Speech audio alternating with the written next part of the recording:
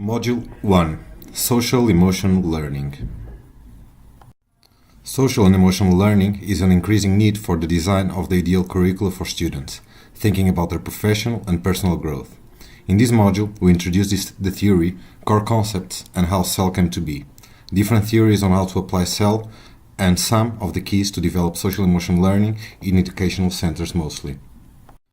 This module is composed by 3 learning units. Learning Unit 8, Introducing Social Emotional Learning, with Subunit A1, Why Social Emotional Learning, Subunit A2, The Benefits of CEL, and Subunit A3, The Economical Value of CEL. Then we come to Learning Unit B, CEL Theories, Subunit B1, The Importance of Schools, Subunit B2, Attachment Theory, and Subunit B3, Solution-Focused Approaches. And finally, Learning Unit C, Understanding CEL, with Subunit C1, The CEL Approaches, and Subunit C2, CEL Growth. Learning Unit A, Introducing Social Emotional Learning. Learning Unit A, Introducing Social Emotional Learning.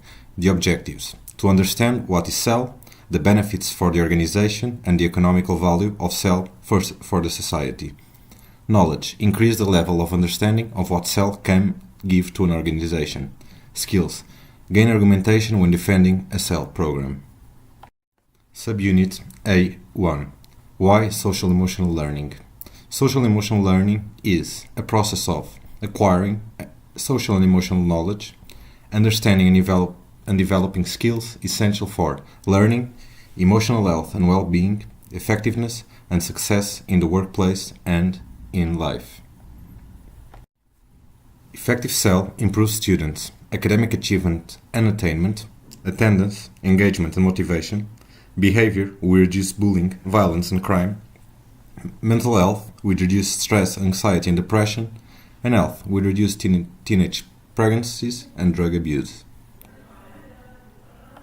5 aspects of CEL: self-awareness and self-valuing, self-management, social awareness, relationship skills, responsible decision-making, self-awareness and self-valuing, the ability to accurately recognize one's own emotions, thoughts, and values, and how they influence behavior, identifying emotions, accurate self-perception, recognizing strengths, self-confidence, and self-efficacy. Self-management, the ability to successfully regulate one's emotions, thoughts, and behaviors in different situations, effectively managing stress, controlling impulses, and motivating oneself. Impulse control, stress management, self-discipline, self-motivation, goal setting, and organizational skills. Social awareness, the ability to take the perspective of and empathize with others, including those from diverse backgrounds and cultures. Perspective taking, empathy, appreciating diversity, respect for others. Relationship skills, the ability to establish and maintain healthy and rewarding relationships with diverse individuals and groups. Communication, social engagement, relationship building, and teamwork.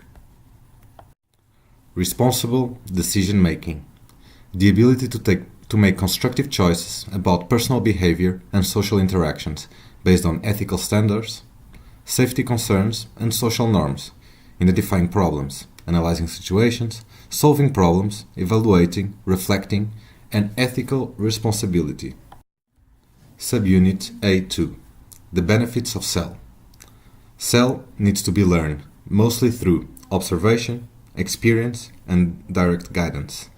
CEL, it's a process, and it requires time, patience, and educators that are committed to providing a safe and caring learning environment. CEL can have a positive impact on school climate and promote a host of academic, social, and emotional benefits for students. Students receiving quality CEL instruction demonstrated better academic performance, an average of 11 percentile points higher than students who did not receive CEL instruction, improved attitudes and behaviors, greater motivation to learn, deeper commitment to school, increased time devoted to schoolwork, and better classroom behavior. Fewer negative behaviors, decreased disruptive class behavior, non-compliance, aggression, delinquent acts, and disciplinary referrals. And reduced emotional distress, fewer reports of student depression, anxiety, stress, and social withdrawal. Beyond the direct emotional and academic benefits to your students, CEL is now accepted as a critical factor in economic outcomes on individual and societal levels. Traditional economic success and employability was strictly linked to increasing cognitive skills, intelligence, in education. Recent research in economics, psychology, neuroscience, and education, however, all point to a more unified model of cognitive and non-cognitive skills.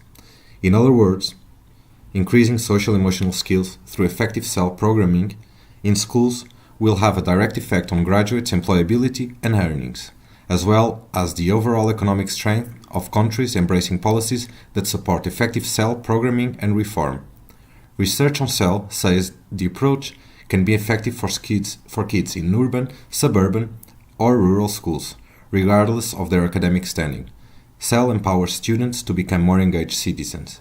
CEL is not only fundamental to education, but is fundamental to raising citizens who actually participate in democratic life. Schools are a primary setting in which children first learn to negotiate complex social relations with peers and have the opportunity to build the essential skills that will allow them to be productive members of society. Because of their central role, schools not only focus on traditional core subjects, but also support children's development into contributing citizens. In our global, competitive society, schools play an important role in attempting to ensure that all students learn how to interact with others, from diverse backgrounds in socially and emotionally skilled ways.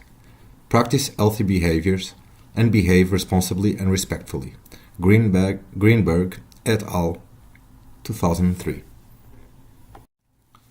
Universal social and emotional learning programs can be effective in reducing problems, promoting competences, and improving school success. Yet, in spite of this evidence, CEL is marginalized in educational decision-making by most educators and policymakers. We believe that one missing component in the analysis of social and emotional education is high-quality evaluation that will provide evidence of the potential economic benefit from implementing CEL models in schools. It is quite clear that policymakers, as well as educators, place considerable value on economic evaluation in their decisions about educational decision-making. Greenstone, Harris, Lee, Looney, and Patashnik, 2012. In addition to information on the potential cost savings of CEL programs, budget administrators require clear information on the immediate and longer-term costs of effectively implementing new programs. The potential benefits of improved behavior and well-being of school-aged children are both direct and long-term. Improved behavior leads to a healthier classroom atmosphere and reduced interruptions, and supports effective instruction that influences academic achievement. Broader and longer-term benefits also accrue from improvements in social relations with others and reductions in delinquency, antisocial behavior, school dropout, academic failure, and mental health problems. Building protective factors to promote mental health can in turn reduce the likelihood of future health problems and poor adult outcomes. Greenberg, Domitrovich, and Bamberger, 2001, Weisberg, Kampfer, and Seligman, 2003. Benefit cost analysis is a tool for evaluating the economic profitability of an investment. It has been used in education since the 60s to determine the rate of return on both individual and social investments in education. Essentially, the benefit cost analysis compares the monetary cost of an investment with the monetary value of its outcomes. For example, by reducing high school dropouts, there are costs to the students in foregone income by staying out of the labor market, but there are also gains to the student in terms of higher income, better health, and lower likelihood of involvement in the criminal justice system, all which can be measured in terms of monetary return on investment. The taxpayer also makes an investment in education through paying a considerable portion of its direct cost and gets a return through higher tax revenues and lower costs of public service for health, public assistance, and criminal justice. There is a positive return on investment for all these educational reforms on social and emotional learning, and the aggregate result also shows considerable benefits relative to costs, with an average benefit-cost ratio of about 11 to 1 among the 6 interventions. This means that, on average, for every dollar invested, there is a return of $11, a substantial economic return. Practical activity number 1. The duration of this activity is around 50 to 70 minutes. It's a video, and then the objective is to debate. The objective of this activity is to initiate a debate together with the pupils about the importance of acknowledging and understanding vulnerability. The skills and abilities developed by pupils are stimulating communication, improving capacity for understanding emotion, and working in a team and decision making.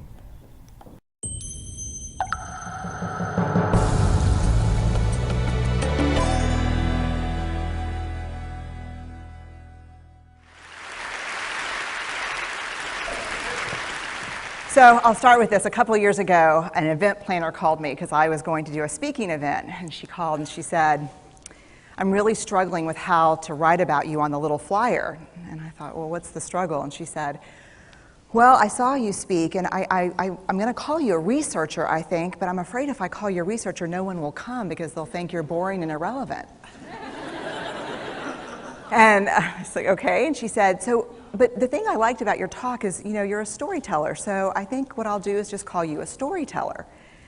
And of course, the academic, insecure part of me was like, "You're going to call me a what?"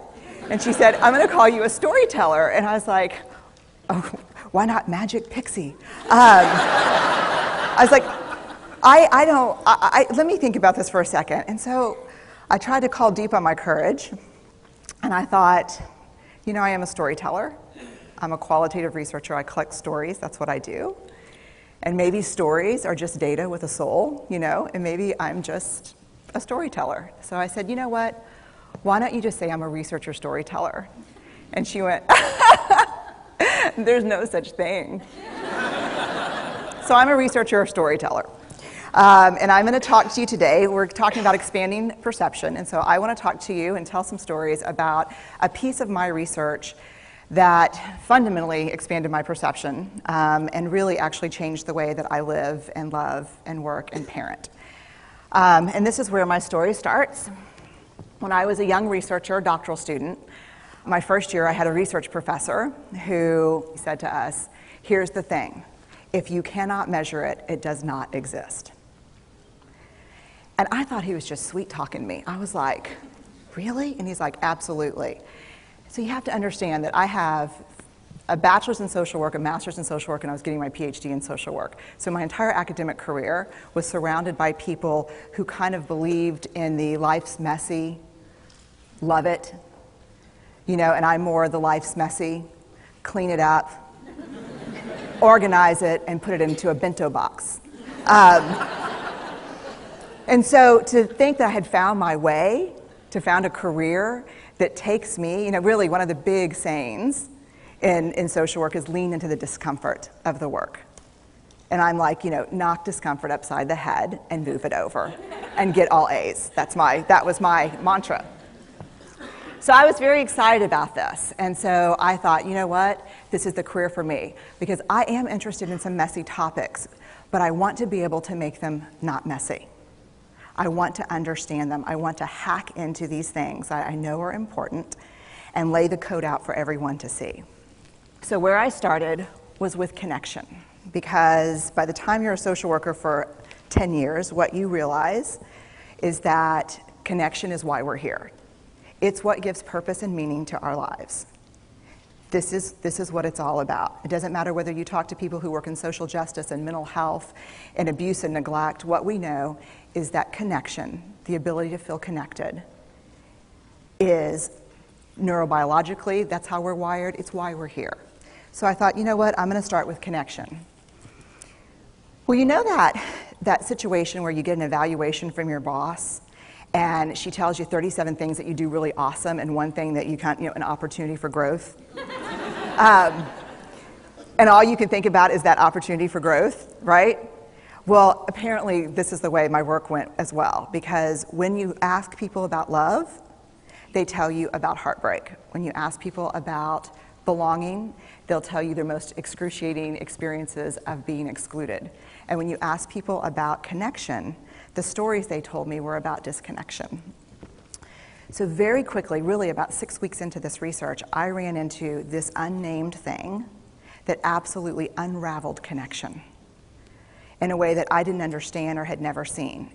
And so I pulled back out of the research and thought, I need to figure out what this is. And it turned out to be shame. And shame is really easily understood as the fear of disconnection. Is there something about me that if other people know it or see it, that I won't be worthy of connection? The things I can tell you about it, it's universal. We all have it. The only people who don't experience shame have no capacity for human empathy or connection. No one wants to talk about it, and the less you talk about it, the more you have it. What underpinned this shame, this I'm not good enough, which we all know that feeling, I'm not blank enough, I'm not thin enough, rich enough, beautiful enough, smart enough, promoted enough. The thing that underpinned this was excruciating vulnerability. This idea of, in order for connection to happen, we have to allow ourselves to be seen, really seen. And you know how I feel about vulnerability. I hate vulnerability. And so I thought, this is my chance to beat it back with my measuring stick. I'm going in, I'm gonna figure this stuff out, I'm gonna spend a year, I'm gonna totally deconstruct shame, I'm gonna understand how vulnerability works, and I'm gonna outsmart it. So I was ready, and I was really excited. As you know, it's not gonna turn out well.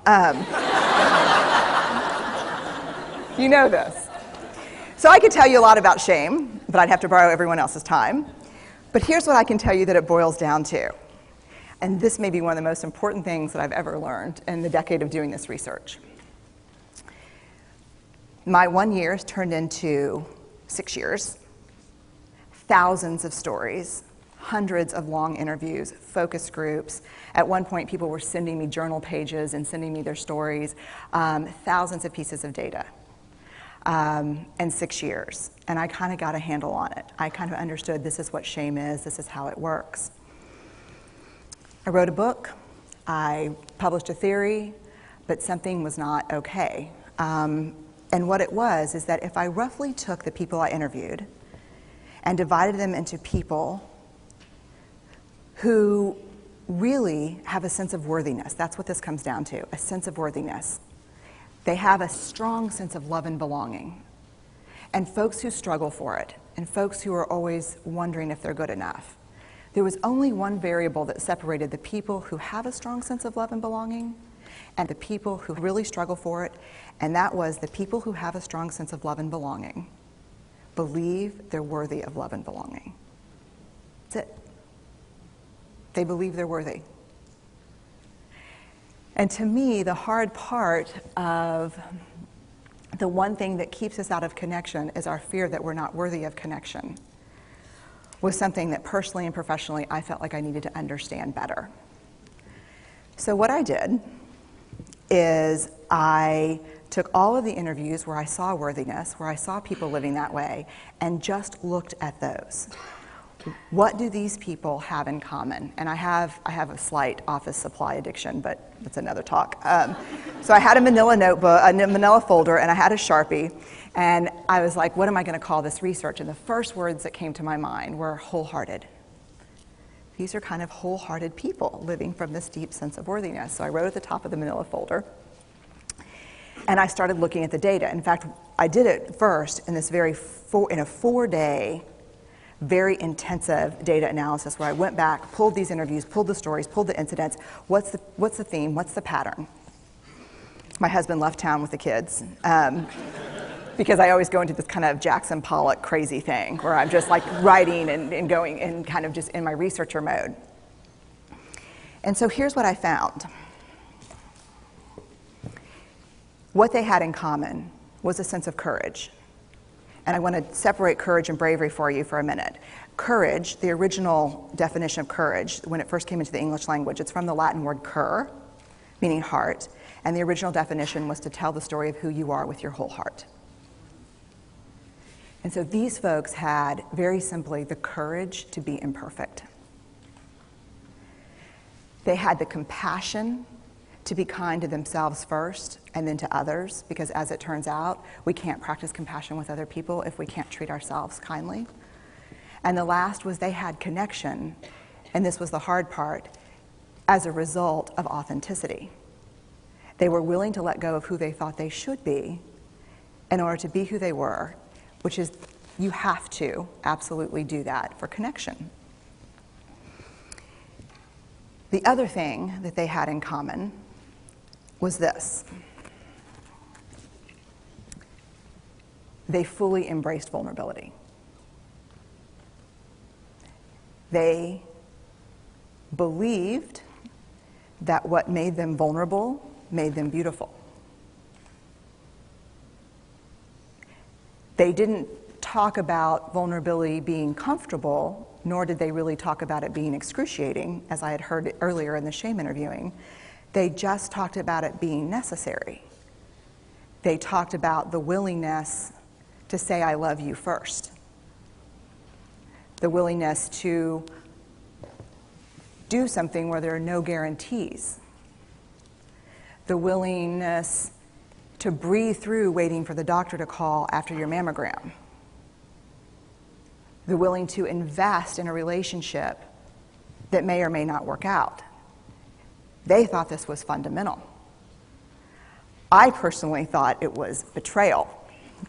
I could not believe I had pledged allegiance to research, where our job, the definition of research is to control and predict, to study phenomenon for the explicit reason to control and predict. And now my mission to control and predict had turned up the answer that the way to live is with vulnerability and to stop controlling and predicting.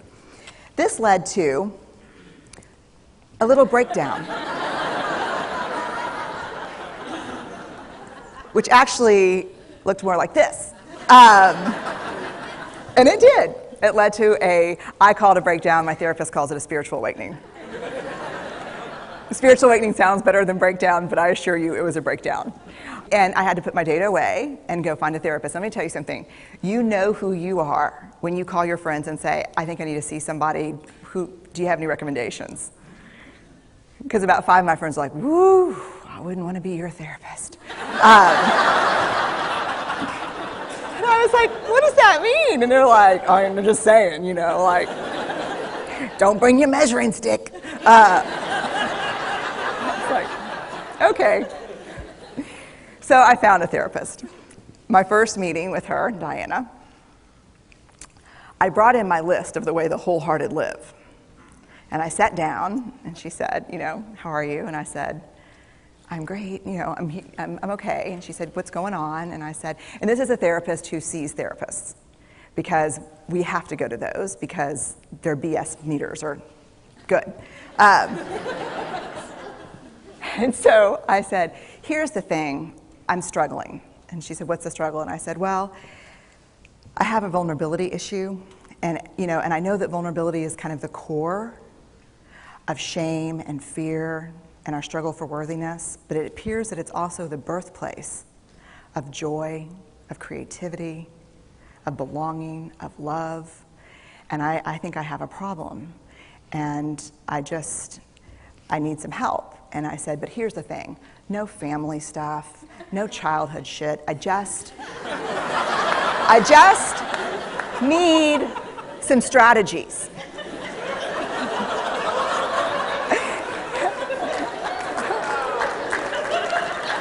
Thank you. So she goes like this. And then I said, it's bad, right? And she said, it's neither good nor bad. It just is what it is. And I said, oh my God, this is gonna suck.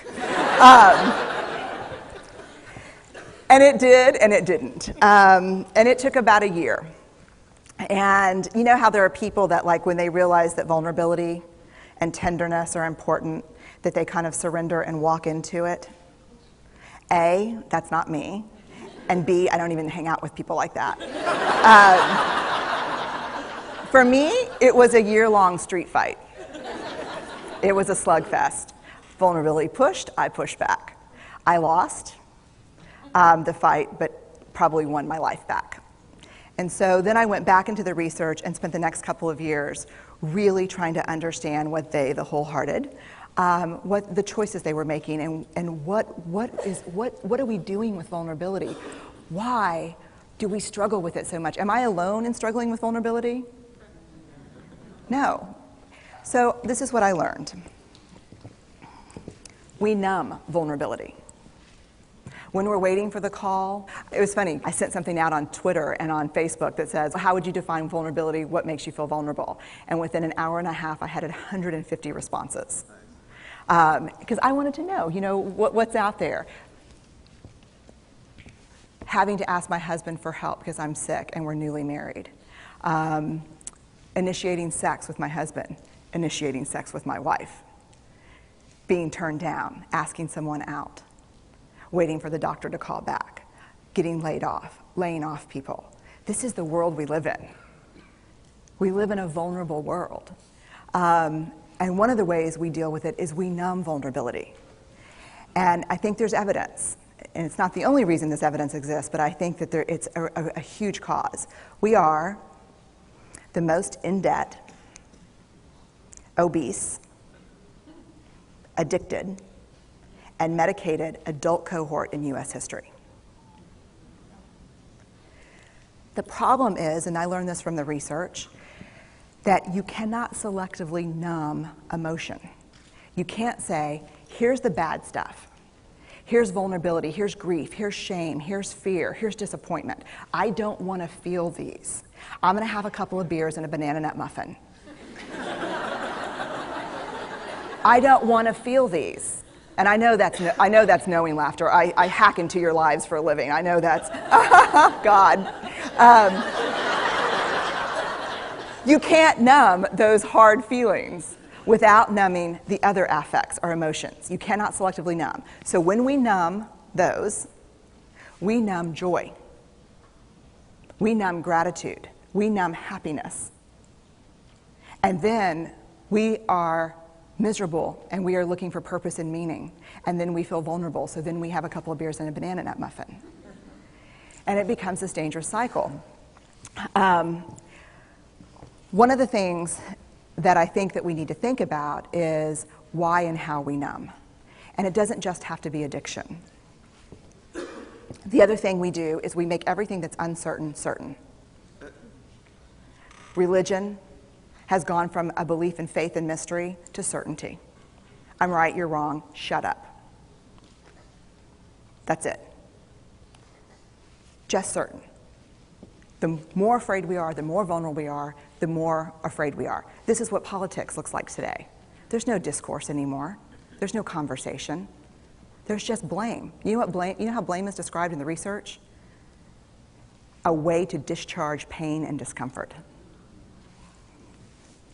We perfect. If there's anyone who wants their life to look like this, it would be me. But it doesn't work, because what we do is we take fat from our butts and put it in our cheeks. Which just, I hope in 100 years people will look back and go, wow. And we perfect, most dangerously, our children. Let me tell you what we think about children. They're hardwired for struggle when they get here. When you hold those perfect little babies in your hand, our job is not to say, look at her, she's perfect. My job is just to keep her perfect, make sure she makes the tennis team by 5th grade and Yale by 7th grade. That's not our job. Our job is to look and say, you know what? You're imperfect and you're wired for struggle, but you are worthy of love and belonging. That's our job. Show me a generation of kids raised like that and we'll end the problems I think that we see today. We pretend that what we do doesn't have an effect on people. We do that in our personal lives. We do that corporate, whether it's a bailout, an oil spill, a recall. We pretend like what we're doing doesn't have a huge impact on other people.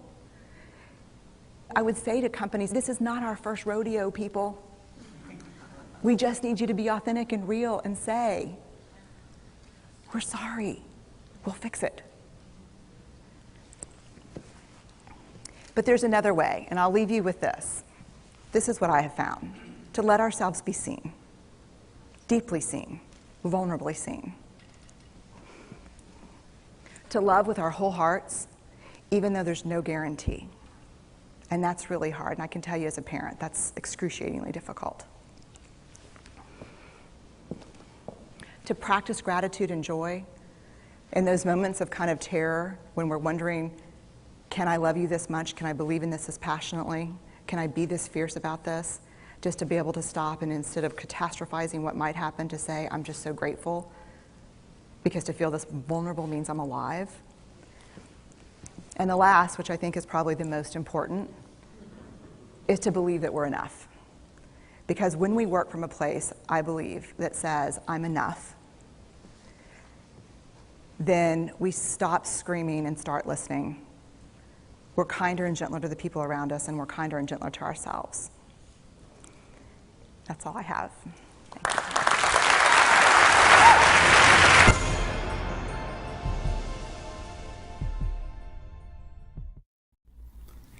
Now that you have seen the video, one of the key words of the video is connection. This part of the activity is to debate with the students about it. Discussions and debate start. You should guide them with questions like, what is connection for you? Can we help others be seen? No one is perfect, but we can help each other. Do you know your vulnerabilities? What would you like the school to do to help you? Shared ideas will be written down by one pupil who offers to volunteer. Another key word of the video is worthiness. This part of the activity was to discuss this concept with your class. Discussions and debate start. You should guide them with questions like, what is worthiness for you? Do you give value to your colleagues? Does everyone deserve to feel worthy? Can you help them feel that way? During this past part of the discussion, pay attention and lead the conversation. Try to get good ideas to put into practice, make them understand the importance of making everyone feel worthy and that everyone should feel that. Maybe the most important keyword of the video is vulnerability. In this part of the activity, it's important to lead. Show them that you too are vulnerable to some things, so they feel more open. Ask the students who are more secure of themselves and you know to open up, to tell things about possible vulnerabilities. If they don't open, use case stories with situations that might happen to different people. Reach the conclusion of the importance of facing our vulnerabilities and being open about it. There is no shame in it and you should help each other. Learning Unit B. Cell Theories. Objectives. To understand the theories behind cell and learn practical activities to apply with students. Knowledge. Increase the level of know-how to apply in the organization. Skills. New practical activities. Problem solving to a variety of situations. Schools provide by far the most important opportunity outside the home for students to develop socially and emotionally and, as they learn, to experience what it feels like to be safe, happy, and appreciated in a community. Schools can influence the attitudes of the local community. Schools could, for example, make and publicize clear statements of values and vision, emphasize the values of the school with all parents, carers, and encourage the application of those values in the home. Encourage members of the community to engage with the school. Organize frequent opportunities for students to contribute to the local community. Subunit B2. Attachment Theory. John Bowlby was a prominent psychologist who believed that the parent-child relationship was the foundation for social relationships and sense of self. The interactions the infant has with their parent or primary caregiver helps them learn about themselves, others, and the world. Bowlby's attachment theory, the idea that the attachment or emotional bond formed between an infant and parent-caregiver help the child learn about the world and how to interact with it. A key factor of attachment theory is the internal working model. The internal working model can be defined as a thinking process, which is built on past experience and helps the individual consider responses and actions. A positive internal working model. Early experience of having our physical and emotional needs met consistently ensure a positive internal working model. Self, I am good, wanted, worthwhile, competent, and lovable. Adults, they are appropriately responsive to my needs, sensitive, dependable, caring, trustworthy. The world, my world is safe and predictable. A negative internal working model. Early experience of not having our physical and emotional needs met consistently result in a negative internal working model. Self, I am bad, unwanted, worthless, unlovable, and shameful. Adults cannot be trusted to meet my needs. I have to be in control and meet my own needs. The world is unsafe and unpredictable. How does the internal working model impact on children's experience of the school day? Behaviors associated with positive internal working model. Expect to trust adults, believe that they are safe, cope with changes to routine, ready to learn because basic needs are met, able to try something new and risk failure, will comply with reasonable requests, has understood cause and effect. I have done something bad, I made a mistake. How does the internal working model impact on children's experience of the school day? Behaviors associated with negative internal working model. Can't trust adults, they are unpredictable, feel unsafe, is vigilant, constantly scanning environment for danger, changes to routine and are threats, not ready to learn, unable to take a risk or try something new, reasonable requests are seen as loss of control, if reprimanded, shame is overwhelming. I am bad, I am a mistake. What can we do in schools? Schools can impact significantly on the internal working models of students and the attachment, trauma-related emotional and behavioral consequences of these. While it is true that the internal working model is generally laid down early in life and the impact of disrupted parenting and/or traumatic experiences is long-term, the evidence shows that it is possible to make a difference to students' internal working model, recondition default responses, and help students to lead happy and successful lives. Internal working models can be changed over time or in response to life events. Repeated interactions that contradict existing working models, for example, a positive relationship with an empathic teacher, can alter attachment patterns, and internal working models can be modified continuously across successive periods of development through, for example, establishing responsive, nurturing environments. Simpson, Collins, Tran, and Hayden, 2007. The behaviors can be understood as driven by the needs of the students and as an attempt at communication. It is of the utmost importance that they should not be regarded simply as naughty students, in need of firmer discipline and stronger sanctions. As well as knowing what works, it is necessary to understand the needs driving the behaviors, those that inhibit learning and those that result in behaviors that challenge the individuals who work with them and school systems.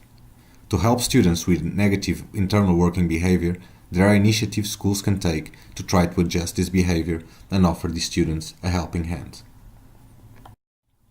Children with attachment difficulties are allocated a key adult within the primary classroom, who will have an active role as an additional attachment figure. This activity is the key adult. This adult should be someone who is able to be there to constantly support the child. For children with attachment difficulties, the building of relationships are important and help to facilitate second chance learning, building emotional and well-being and resilience. This relationship should help the child learn to interpret their own thoughts and feelings, create social skills, and help open opportunities to learn and develop by the use of supporting scaffolding. For whole school issues and for the correct, ensure that the students has access to a key adult from the beginning of their time in school. Ensure that there is a backup adult in case the key adult is away. Ensure that there is support in place for the key worker. Ensure that the key adult is involved in many meetings concerning the child. Really, in any meetings. The key adult provides them with a secure base within school, someone who can help to regulate their emotions and build a trusting relationship with. Someone who can model the role of a trusting adult to a child to enable them to understand how to form and maintain trusting relationships with others. The aims of providing a key adult are for the child to learn to trust adult figures, learn that they are kept in mind even when the adult is not with them, learn that it is okay and helpful to ask for and receive help, learn to relinquish control, know that adults can be relied upon to meet their needs and keep them safe. This is sometimes referred to as fostering dependency and is a temporary step on the way to real independence.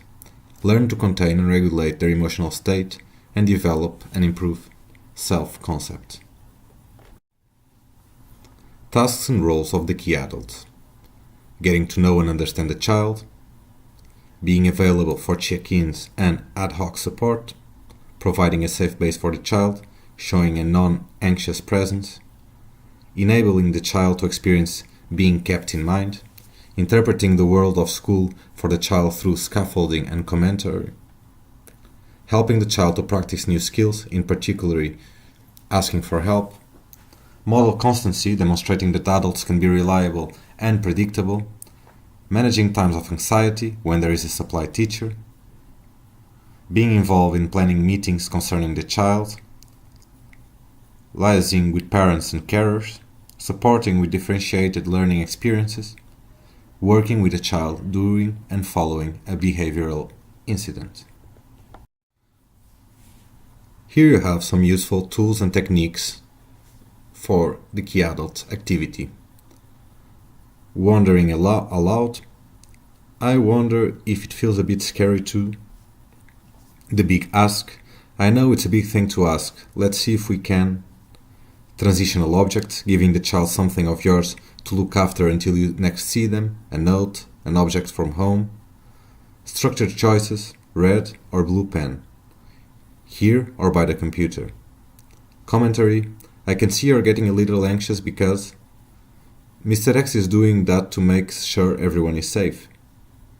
Debriefing, scripts and privately understood signals.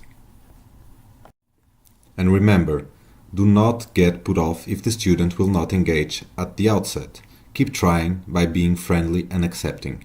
Students need to learn that, no matter what they do or say, you are not going away. Have realistic expectations. Focus on making small steps forward and celebrate every sign of success. Ensure, where possible, that you let the student know of any changes. If you are going to be away for any length of time, for example, remember that the child is expecting to be let down, and it will take active and explicit work over time to challenge this belief. The importance of feelings of safety. Children with attachment difficulties are often hypervigilant, constantly alert to potential danger.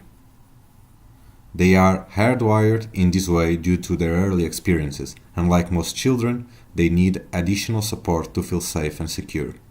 We have two systems: the attachment system that ensures safety, and the exploratory system that stimulates curiosity and promotes learning.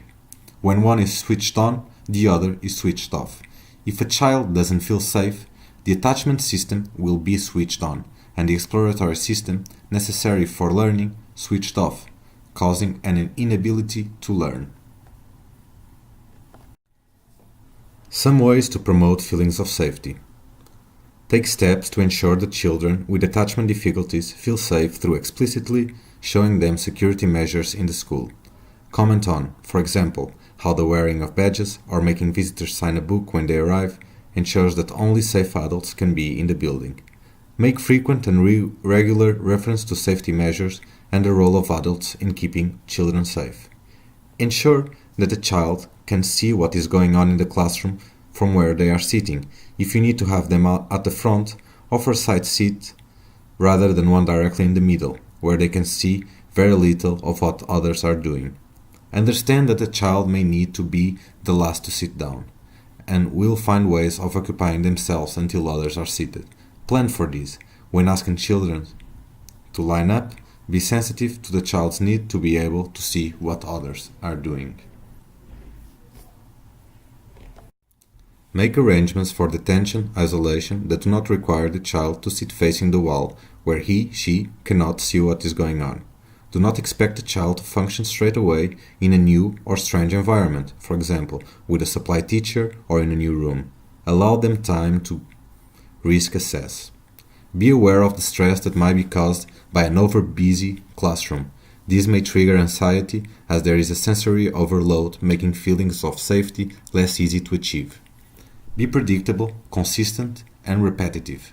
Students with attachment disorder are very sensitive to changes in schedules, transitions, surprises, and chaotic social situations. Being predictable and consistent will help the student to feel safe and secure, which, in turn, will reduce anxiety and fear. Transition periods and even the smallest change can be unsettling for the child, who has never experienced security and stability, and who may have traumatic memories of change. Therefore, consider how you organize the day so that routines help build a strong sense of security and familiarity. Think about the most stressful times of day for the child and try to make someone available to offer additional emotional support.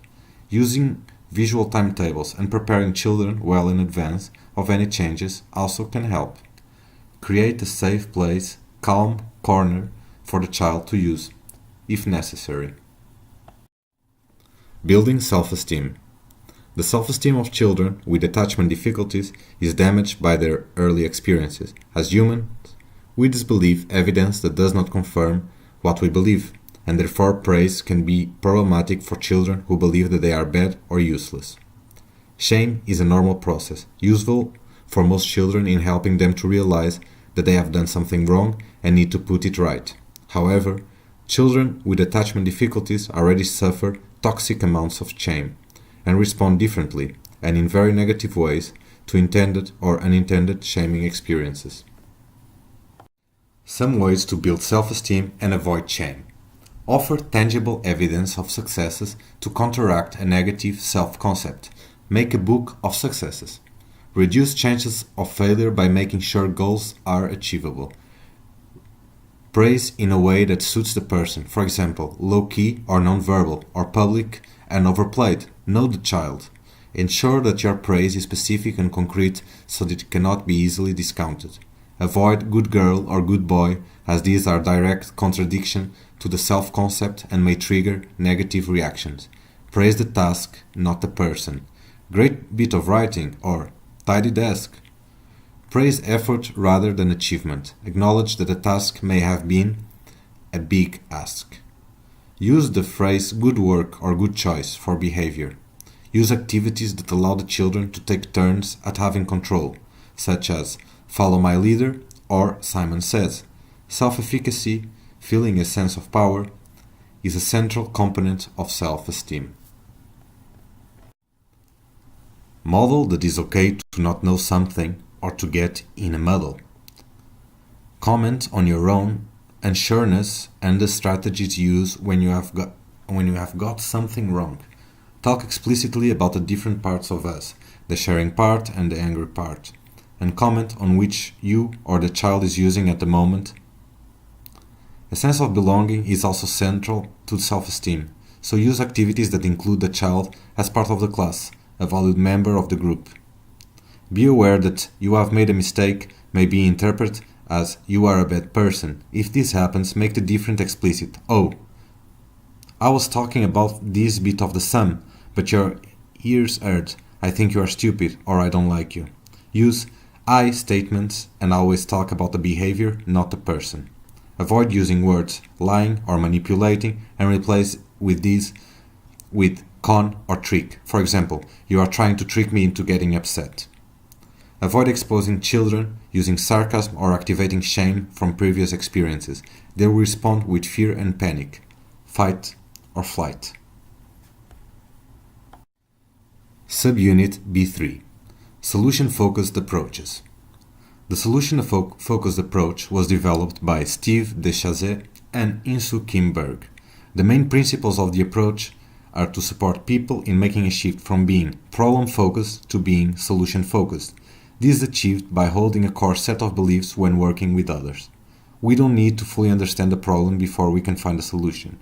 Everyone has strengths and resources to help themselves. There will already be something that is working. Change can happen in very small steps. No matter how bad the problem is, it doesn't happen all the time. We can change the past, so we should focus on the future. Having a clear idea where you want to be makes it more likely that you will get there. Here are some examples of problem-focused and solution-focused approaches. Problem-focused. How can I help you? Could you tell me about the problem? What are the barriers to improvement? Can you tell me more about the problem?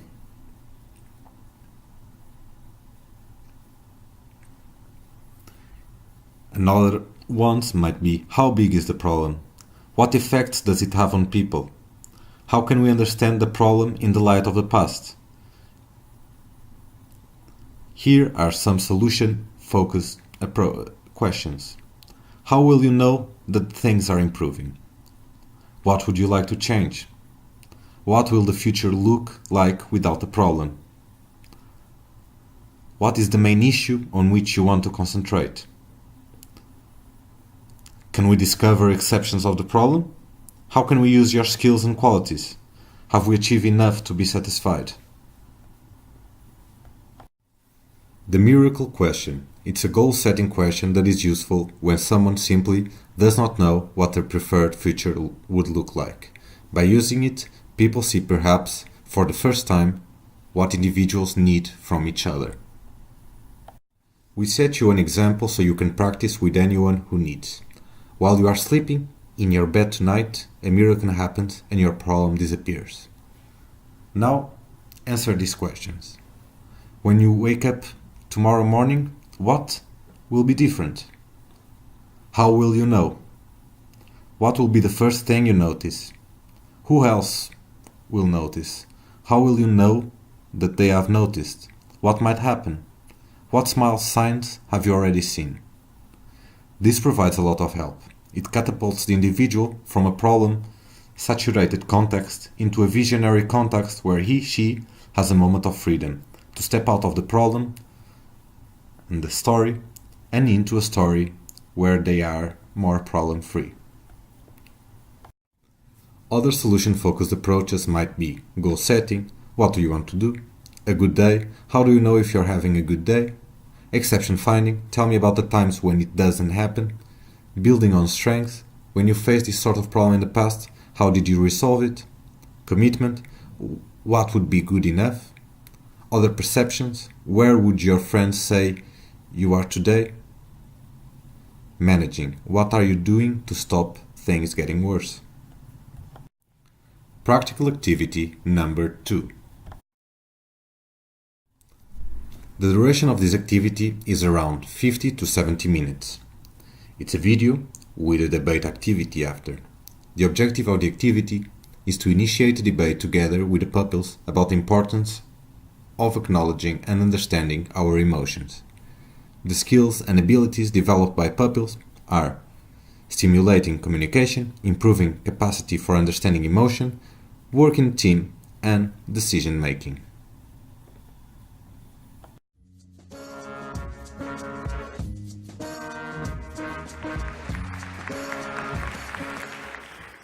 So good afternoon. It's a real pleasure to do another TED Talk, and today I'm going to talk to you about you and share with you hopefully an idea that's really made a massive difference in my life and hopefully could make a massive difference in your life too. Now, I've spent my life really studying human beings. So when I was a kid, I was the youngest of 4, so I spent a lot of time just watching my brothers and sisters and seeing the mess and the challenge that they got into and trying to clock how I avoided that. And then I had the great fortune of training as a physician, and some of you may know that medical training is the most incredible opportunity because you get up close and personal with human suffering on every single level, on a daily basis. And I've been in the room where people have died right in front of me, and it's a really profound moment. I've also been in the room where life has come into the world. I've delivered a number of children, including 3 of my own 4 boys, one of whom is at the back. Hi, son.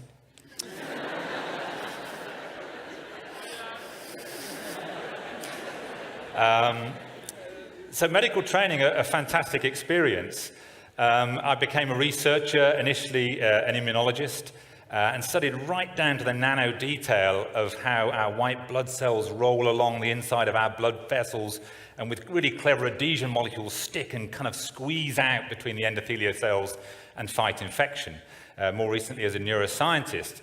So right down at the nano level, and also at a much bigger scale. I've had the good fortune of working with CEOs and leaders around the world in some of our biggest companies and multinationals, looking at the hidden social dynamics and the networks that exist that determine whether a company succeeds or fails. As you heard, I've worked with elite athletes, helping them to win gold medals, read a lot, learned a lot, and through all that time, one question kept bothering me, just eating away at my brain. And that question was, if you could teach yourself, your children, or anybody one thing, what would it be?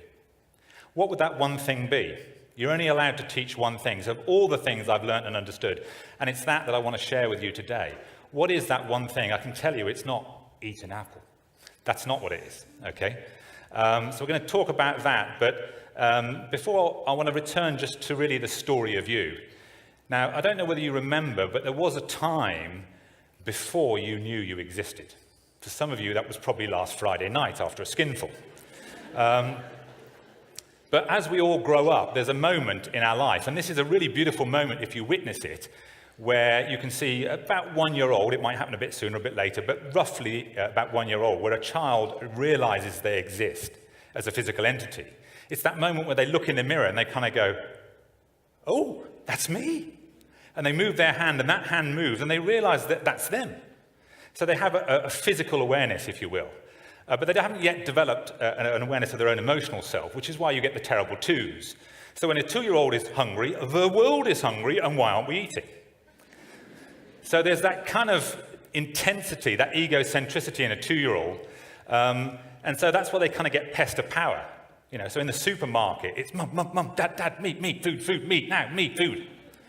And they kind of bother you to a great extent. And then there's, again, it's witnessable, this moment where they suddenly realize that not only are they physically separate from you, but their emotions are not your emotions. And you may have witnessed this with a child walking down the aisle in the supermarket, eyes streaming red, bawling in frustration and rage that they can't get what they want, and then looking at you completely baffled. Like, why aren't you crying? We're hungry. We want those chocolates. And there's that sort of bafflement in their eyes, that sort of 1,000-yard stare. And that's the emergence of the awareness of the emotional self separate from the parent or the caregiver. So that's the sort of second level up. But it's not until they get to sort of 3 to 6 years old that they get into something called the conceptual self. And part of that emergence of the conceptual self is a sense of identity. So it's what you would know as consciousness, is they start to become aware, not only that they're physically, emotionally separate, but that they've got an identity. And it sort of blossoms between 3 and 6 years old. And one of the things that happens in the emergence of the conceptual self is language. So language is essentially a concept. It's a noise to represent something. So the emergence of the conceptual self happens, and we start to label our universe. Cat, dog, bat, ball, window, floor, and so on. And so the world starts to make sense, and we start to be able to navigate. And children between the age of 3 and 6 learn about 6 new words every single day. So there's this phenomenal language acquisition that goes on. But it's not until they get to the 4th level, which is called concrete consciousness, that they start to learn the rules that govern the concepts.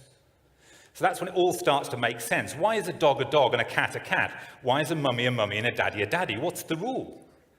And it's in that between sort of 6 and 9 years old that the fun starts to happen. So if you speak to a 7-year-old, you can start to have fun by playing against the rules. Look at that cat going woof, woof. No. Cats go meow.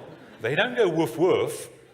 Right? And it makes them laugh because you're basically playing against the rules. So there's this whole rule emergence that occurs in a child between 6 and 9. And then that's where most people stay.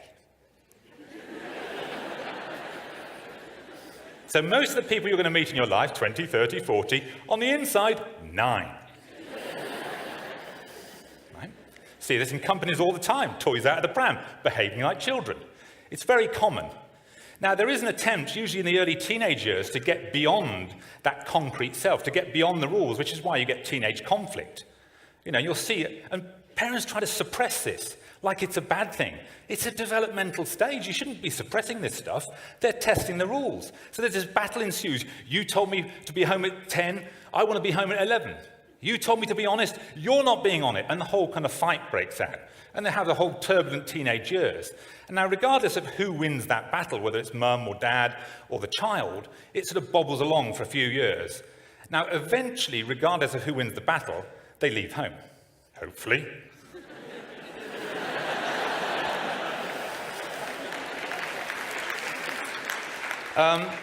They go, right?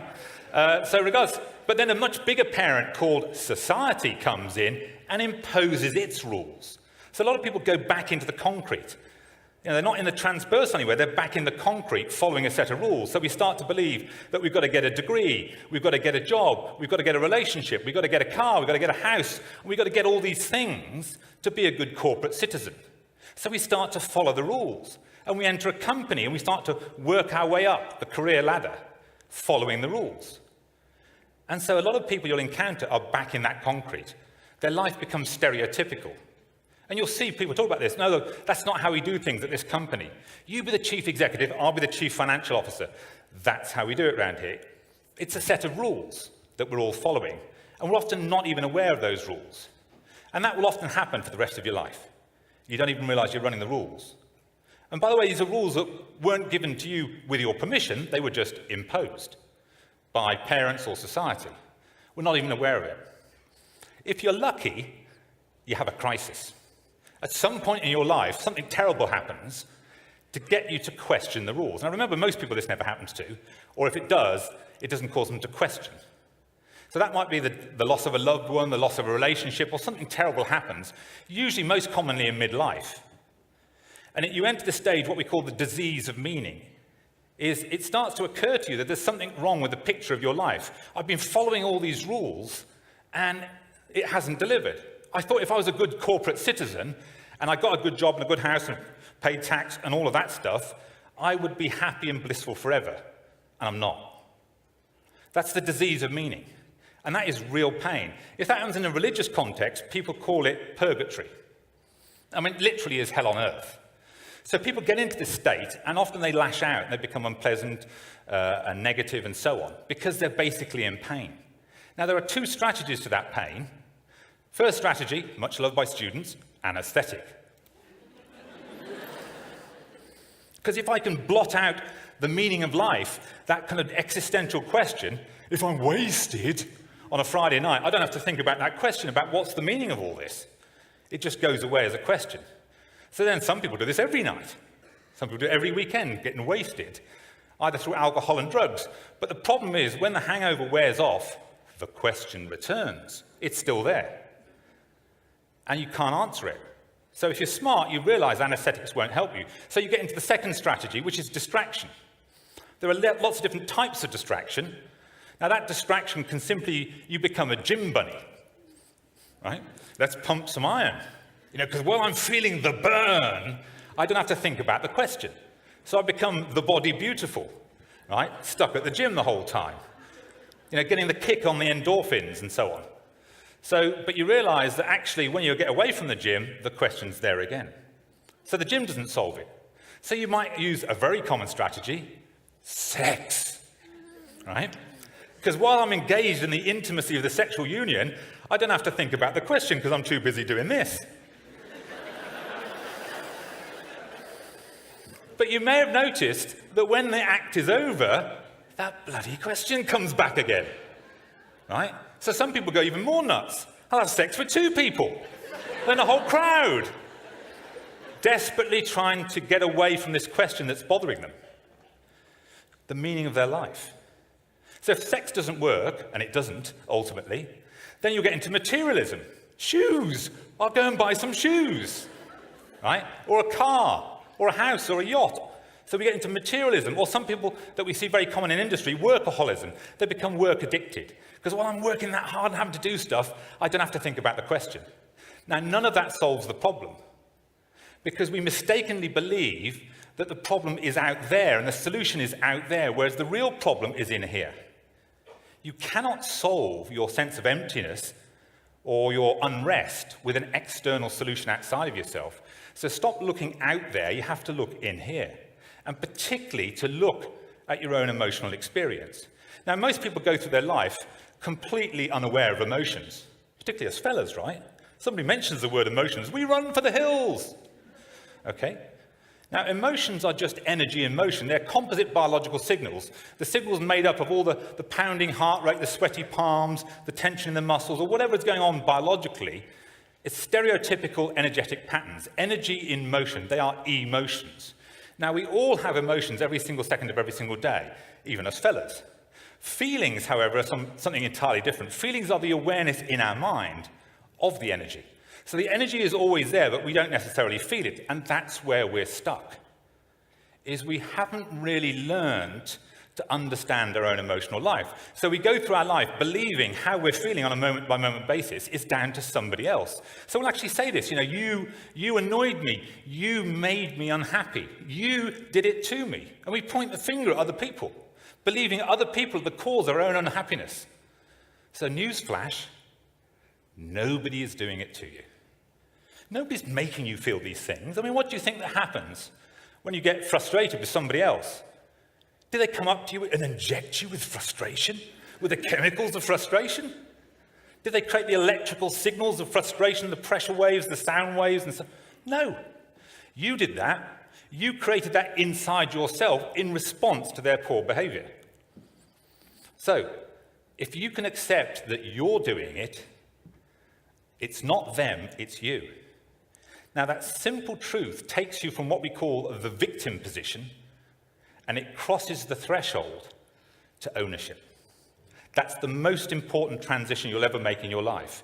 So to help you navigate that, first and foremost, you have to understand, where am I in the universe of emotions? Now, if I asked you to write down what emotion you're experiencing right now and gave you 5 minutes, you'd write a list of things, and then we said, okay, put your hands up, who's got how many, and we did a sort of test of how many you got. The average in a room like this would be about 10 or 12. There are 34,000 emotions that you can experience. Most people go through their life with 10 or 12. And just to try and help you navigate, I just want to show you an app that we've built to help people know where they are in the universe of emotions. So we've plotted all these emotions on a map. And this map shows you the axes. So to the top of the axis in the universe of emotions, we've got the ones that are sort of more energy, if you like, and to the bottom, the ones that are more relaxed. And to the left, the ones that are more positive, and to the right, the ones that are more negative. So you can see that we've plotted maybe the 20 commonest emotions there. And right now, as I'm talking to you right now, you're somewhere on this grid. You're somewhere in the universe experiencing one of these planets. And we can bring in the next 100 emotions, we can bring in the next 200 emotions, the next 1,000. So we've built this app to try and crowdsource with you all 34,000. So we've built it with just 2,000 as a starter. And you can enter into one of the 64 galaxies that exist and start to navigate round and see where you are. See where you are in relation to some of the other emotions, because if you don't know where you are, you're lost. Now, you'll never get control of your own state. And it's really important, not only for your health, for your well-being, for your success, whatever you're doing, whether you're a sports person or a business leader, that you can start to control your own emotional state and what's going on for you. Now, if you don't know where you are, how can you possibly control any of this stuff? And the answer is you can't. So the start of the journey is even knowing which planet are you on.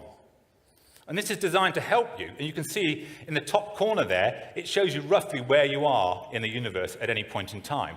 Now, we can zoom in into one of these 64 galaxies and look at a specific solar system. So what are we going to go into? Maybe sociable, we can see. So let's zoom in to the solar system of sociable and start to see what planets are around you. So if you want to move from sociable to someone else and then gradually navigate yourself to a different part of the universe, you can see where you are. Now, most importantly, you can track where you are. So you can enter some notes. You visited the planet of, popular. I felt popular today. People came up and gave me various messages, and I felt popular. And you could enter, how popular you felt or you didn't feel. and actually keep an audit trail. And you can socialize this with your mates. You can, either share it on Facebook or tweet it or Gmail it and see, well, who else is in the solar system of sociable or even on the planet of popular? Who else is out there? And I can track, as it does with these audit trails, of where I've been. So this is your start point, starting to get a grip of, do you even know which planet you're on and which are the nearest planets and how you can start to move around, start to get some navigational capability within that universe. So that's the first thing, is you've got to learn navigational potential. And this is designed to help you build your emotional repertoire. So you're not just stuck with 12 emotions, or in some people, frankly, 2. I feel yuck or okay. It's the only 2 emotions they've got. Right? So you've got to build a repertoire. And what you'll discover as you start to build a repertoire, some emotions are better antidotes than others. So you can start to navigate around. The second maneuver, once you've started to navigate around the universe, is really, once you get to a more constructive planet, there's no right and wrong to this, but is this emotion really serving you? When you get to a more constructive planet, can you stay there? And that really requires you to do a separate maneuver. It's called mastery, where you actually take the emotion which is subject to you. It's a subjective experience, it's below the level of your real awareness. You're sort of subject to it, i.e. it's got you. So if you've got anger, right? If anger's going through your system, if you're on the planet of anger, it's got you. You haven't got it, it's got you. So the way to get control over it is to objectify it. It's like, what on earth is anger? So you take it out as a subjective experience and you objectify it. And if you can objectify it, you can get a grip of it. And if you can do that with your positive emotions, then you can move yourself over to the positive side of the universe and stay there. So you really don't have to feel anything you do not want to feel. Misery is optional. You don't have to feel that. But if you haven't got control, then who has? And the answer is usually somebody outside of you. So I'd really encourage you, if you want to transform your life forever, because ultimately emotions will predict your health, they'll predict your performance, they'll predict your well-being, they'll predict your sense of fulfillment, they'll determine your ability to make effective decisions. Emotions drive all of that, your motivation and so on. And if you don't know anything about them and you haven't got control over them, it's a little bit of a lottery, is life. So if you go away after today and ask yourself one question, what planet am I on? And what planet would I like to be on? And start to work to be on the planet that you want to be on, rather than wherever life has pushed you. Imagine a world where all of us could be on the planet we wanted to be on, or navigate around that kind of solar system or the galaxies that we wanted to experience. Imagine a world where, when you go to the bar to chat up that attractive person at the bar, you didn't need 4 pints of Dutch courage before you could go there, right? Imagine you could just do that yourself. Imagine a world where you didn't need to feel anxious going into an exam or a job interview, where you didn't need to feel terrified coming on stage. Imagine a world where your children, on the receiving end of bullying, didn't feel terrified or bullied. If you can control your emotions, you can change your life completely. So I'd really encourage you to start wondering about what planet you're on and start putting yourself in the universe, in that part of the universe where you really want to live your life. Thank you very much.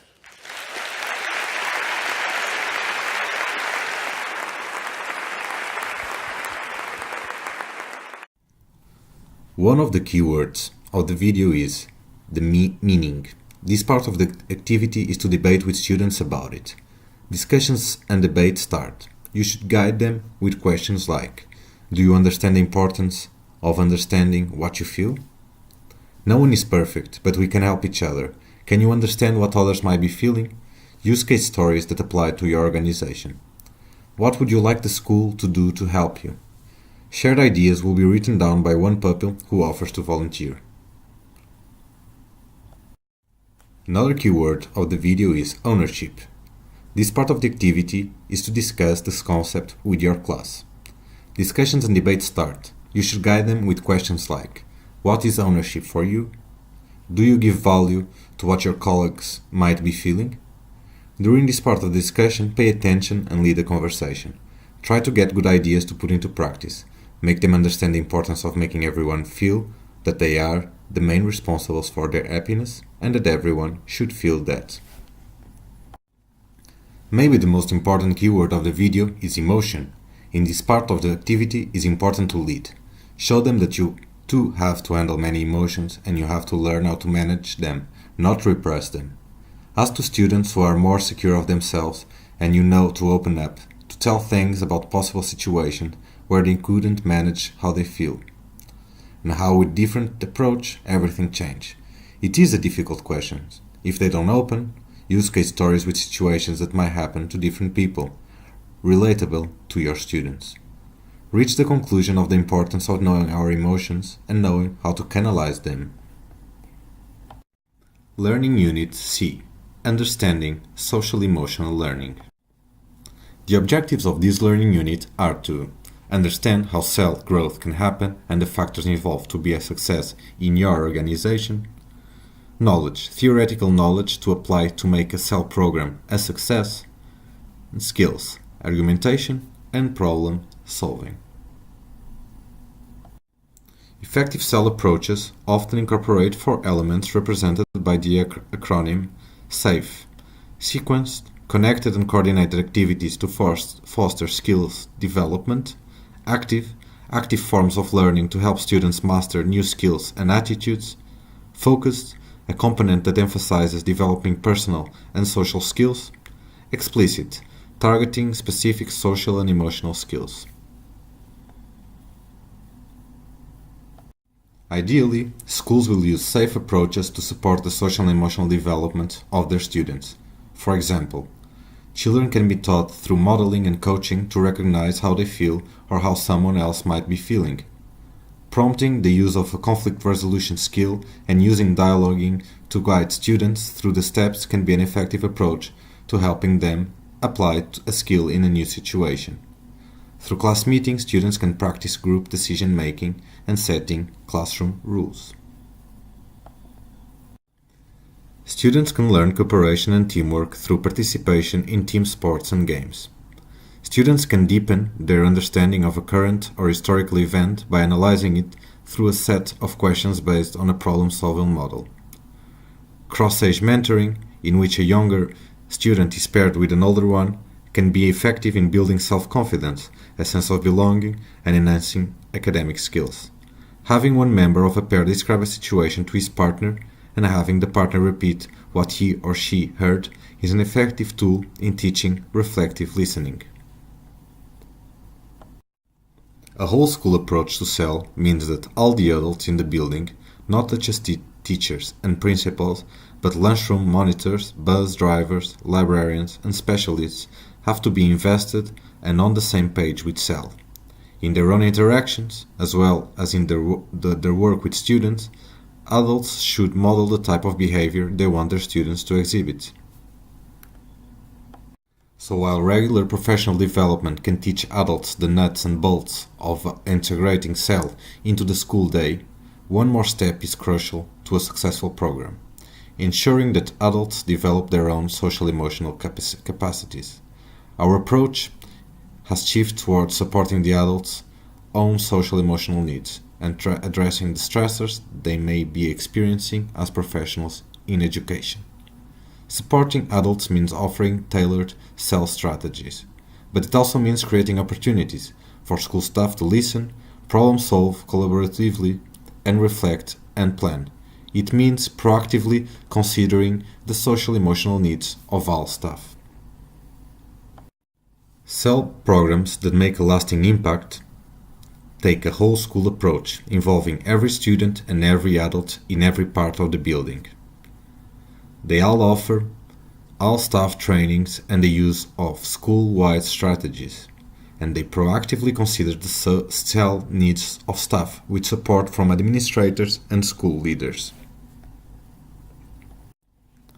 Subunit C2. The CEL growth. 4 elements of CEL: a positive ethos, staff role modeling, a structured curriculum to teach the skills of social-emotional learning, and reinforcement of CEL skills across the curriculum. A positive ethos. Ethos, fundamental character of a community. The key elements of a positive ethos. Relationship, developing healthy relationships. Language, words can heal or hurt. They have to be taken into account.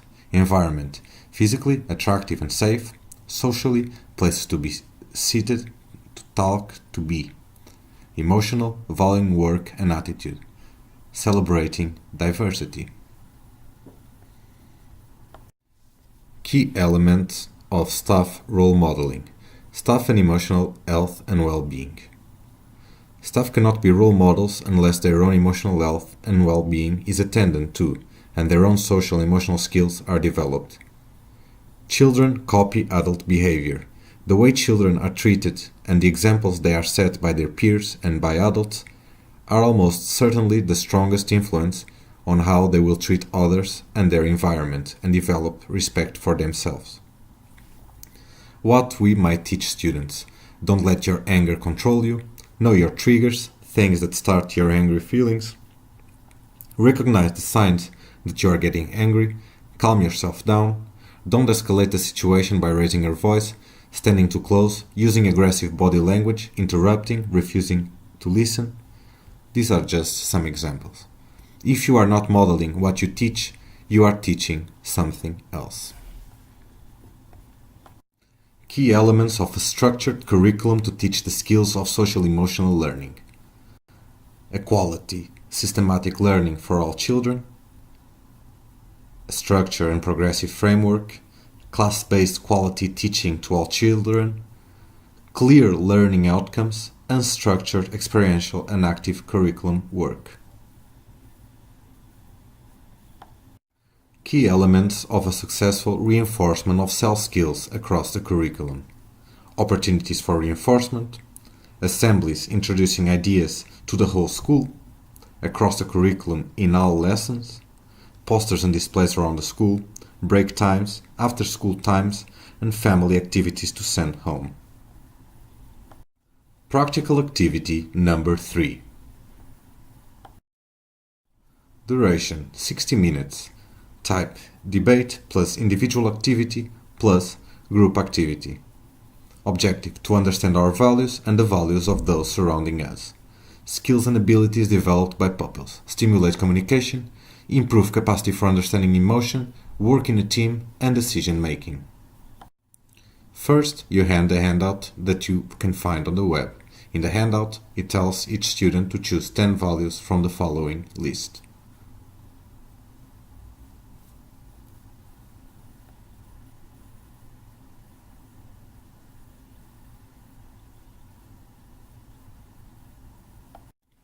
Now, make your students cross 5 values of the list they made.